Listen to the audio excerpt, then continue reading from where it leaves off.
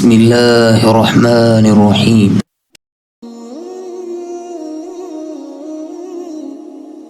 السلام علیکم ورحمۃ اللہ وبرکاتہ۔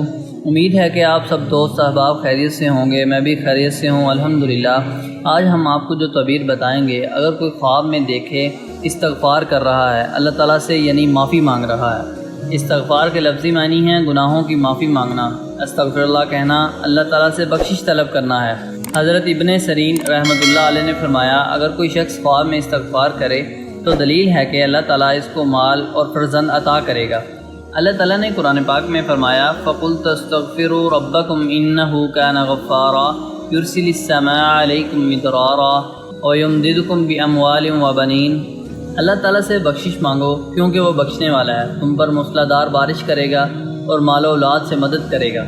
حضرت جعفر صادق رحمۃ اللہ علیہ نے فرمایا کہ خواب میں استغفار کرنا 4 وجہ پر ہے۔ پہلی مال، دوسری فرزند یعنی اولاد، تیسری اللہ تعالیٰ سے بخشش، چوتھی اور آخری چیز گناہوں سے توبہ کرنا۔ اللہ تعالیٰ ہم سب کو گناہوں سے بچائے، اگر گناہ ہو جائیں تو ان کی معافی مانگنے کی توفیق عطا فرمائے، آمین۔